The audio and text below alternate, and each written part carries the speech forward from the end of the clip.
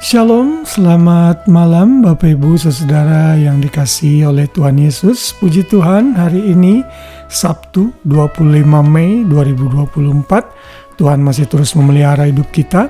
Saya percaya saudara semua sudah mengambil waktu untuk rileks hari ini karena mungkin lepas dari kesibukan karena weekend. Saudara spend time dengan orang-orang yang saudara kasihi.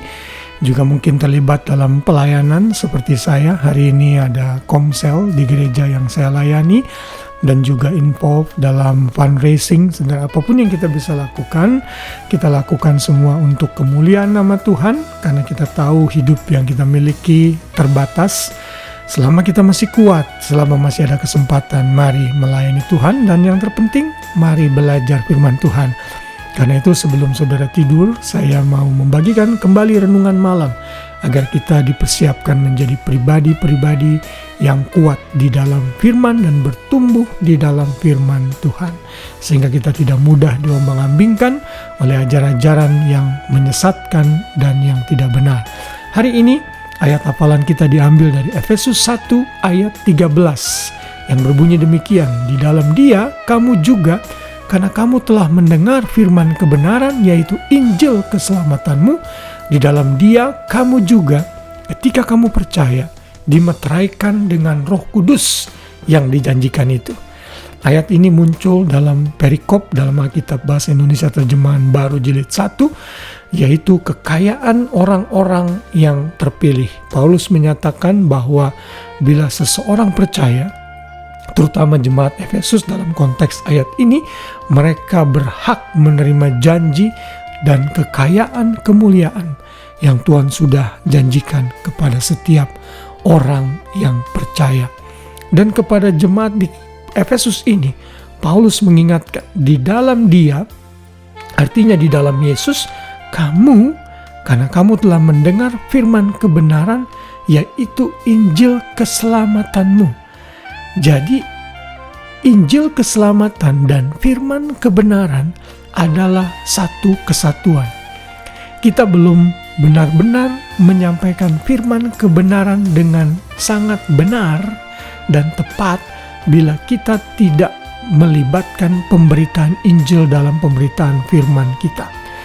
Karena itu, jadi satu kesatuan. Kamu telah mendengar firman kebenaran, yaitu Injil keselamatanmu. Dan saudara bisa bersaksi, mungkin saudara bisa bertobat, menerima Yesus karena ada orang yang menyampaikan berita kebenaran kepada saudara, Injil keselamatan, sehingga saudara membuka hati dan percaya.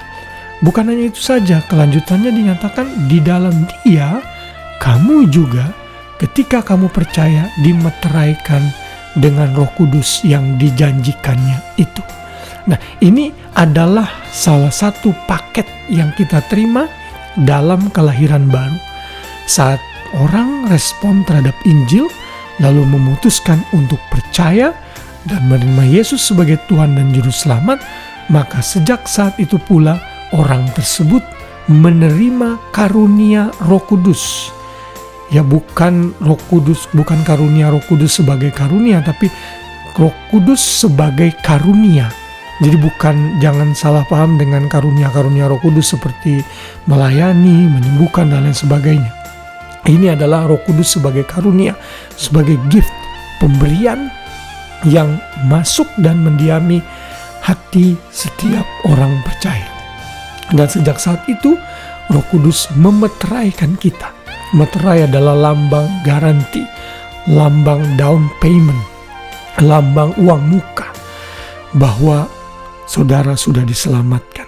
Kenapa? Suatu hari kelak saat saudara meninggal, kita menerima janji yang sepenuhnya, yang adalah surga itu sendiri. Karena itu dalam ayat 14 dinyatakan, dan Roh Kudus itu adalah jaminan bagian kita sampai kita memperoleh seluruhnya, yaitu penebusan yang menjadikan kita milik Allah untuk memuji kemuliaannya.